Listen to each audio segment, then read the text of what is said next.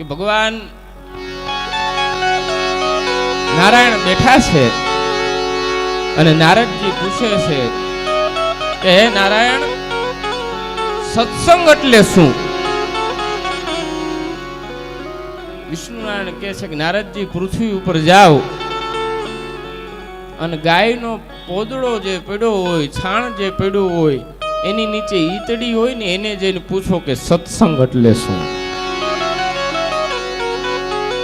નારદજી નીચે આવ્યા, ગાયનું છાણ હતું એની નીચે ઈતડી હતી, ઈતડીને પૂછ્યું કે સત્સંગ એટલે શું? ઈતડીએ પ્રાણ છોડી દીધા, ઈતડી મરી ગઈ. નારદજી પાછા આવ્યા કે નારાયણ, સત્સંગ હું ઈ ખબર ન પડી અને ઈતડી મરી ગઈ. નારાયણ કે પાછા જાઓ, ગાયનું વાછરડું જન્મ્યું છે એને જઈને પૂછો કે સત્સંગ એટલે શું? નારદજી પાછા આવ્યા, હજી ગાયનું વાછરડું જન્મ્યું તો અડધી કલાકનું, એને જઈને પૂછ્યું કે સત્સંગ એટલે શું? ત્યાં વાછરડાએ આંખ ઉતારવી દીધી. નારદજી કે આ નારાયણ કરાવવા શું માગે છે? પેલા ઈતડી માર નાખી, હવે ગવતિયા કરાવી નાખી અને સત્સંગ હું ઈ ખબર ન પડી. પાછા ગયા કે નારાયણ, સત્સંગ હું ઈ ખબર ન પડી ને વાછરડું મરી ગયું. નારાયણ કે પાછા પૃથ્વી લોક ઉપર જાઓ, રાજાને ત્યાં દીકરો જન્મો છે એને જઈને પૂછો કે સત્સંગ એટલે શું? નારદજી કે પ્રભુ, તમારે મને હું માર ખવડાવવો છે? રાજાના દીકરાને પૂછવું અને રાજાનો દીકરો પ્રાણ છોડી દે તો મારે શું કરવું? એમ રાજા મને માર્યા વિના ન મૂકે.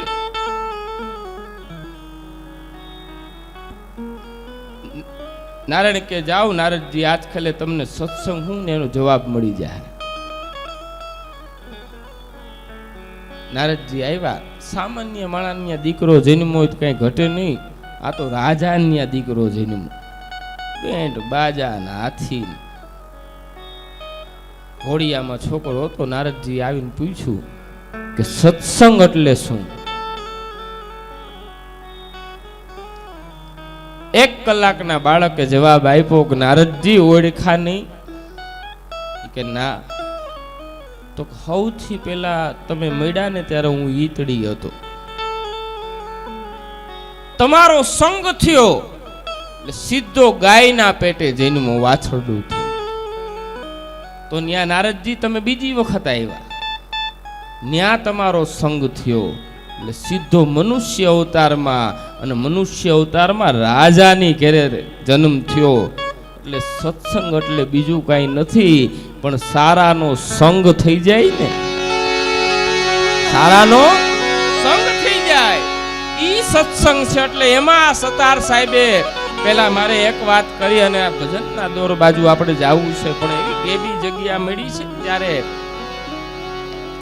કાનુડો કાળો કાળો રાધા છે ગોરી ગોરી. પછી કીધું કે હવે સારું સતાર સાહેબ કલમમાં તાકાત છે ને હું લખો છો કાનુડો કાળો કાળો ને રાધા છે ગોરી ગોરી, આ બધું શું છે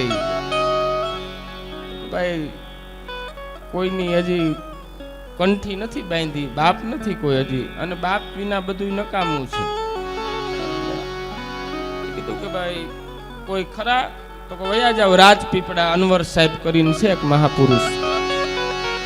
અને સતાર પૂગ્યા અને પહેલી જ નજર પડી એટલે મેં જે હમણાં ગઝલ કીધી એ સતારે અનવર સાહેબ ને જોઈને લખી કે જબ આંખ સે આંખ મિલી દિલ ખો બેઠે. પછી સતાર બેઠા એટલે જોગાના જોગ અનવર સાહેબ ઓળખતા હતા કે સતાર તમારું લખેલું કઈક સંભળાવો.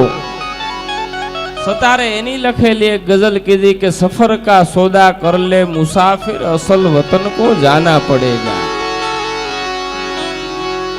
એટલે અનવર સાહેબ કે સતાર આ તો નાનો છોકરો ઘોડિયામાં હોય ને એને ખબર પડે જીવન અને મરણની વાત છે, કઈ નવી વાત હોય તો કયો. તો કે ઈ નથી ગુરુ, એટલે તો તમારી પાસે આવ્યો છું. અને પાણીનો લોટો પડ્યો તો અનવર સાહેબ ને ઉધરસ આવી, કફ લોટામાં ગયો અને સતારને કીધું કે આ પી જાવ. જેમ સબરીના બોરમાં રામને હૂક નહોતી ચડી ને, જેમ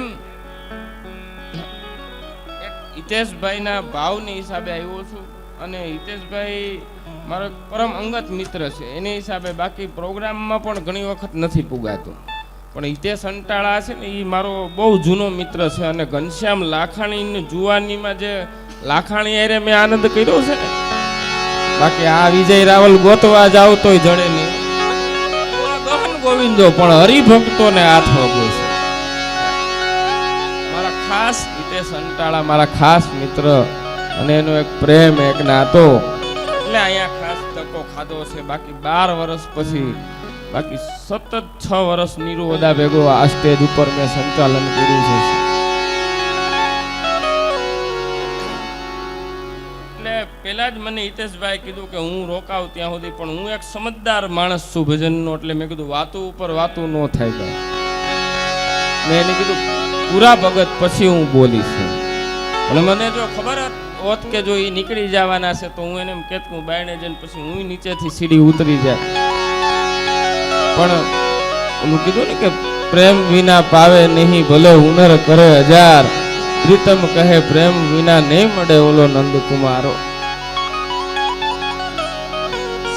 ખૂબ પ્રેમાળ માણસ અને ખૂબ લાગણીશીલ માણસ જ્યારે વર્ષો પહેલા ઘનશ્યામભાઈ બલરના પ્રોગ્રામ કરવા સુરત જતો ત્યારે હિતેશભાઈ મને જે બી હોટલમાં પણ મળવા આવતા ઈ નાતા ઈ મિત્રતાને દાવે મેં અહીંયા ધક્કો ખાધો છે હિતેશભાઈ માટે અને બાપુના દર્શન તો પહેલી વખત થયા પણ નિર્મળ સંત હિતેશભાઈ કાલ રાત્રે અમે પ્રોગ્રામમાંથી નોખા પડ્યા પછી અમારે બે ભાઈઓને વાત થઈ કે આવો આપ વિજયભાઈ દાતાર અવારનવાર વાત તો થતી જ હોય પણ કાલ વાત થઈ કે દાતાર છે અને આવો અને અમારી ઓળખાણ બેયની દાતારથી જ થઈ છે કેવડું અત્યારે સૌરાષ્ટ્ર ગુજરાતમાં હાજર નથી પણ ઓલું શું છે કે ભાઈ હોય ને વખાણ તો આખું ગામ કરે પણ હું તો બ્રાહ્મણ છું જો સત્ય વક્તા સભારંજન હાસ્યની દુનિયામાં અત્યારે જબરું એક નામ છે આપણે એમને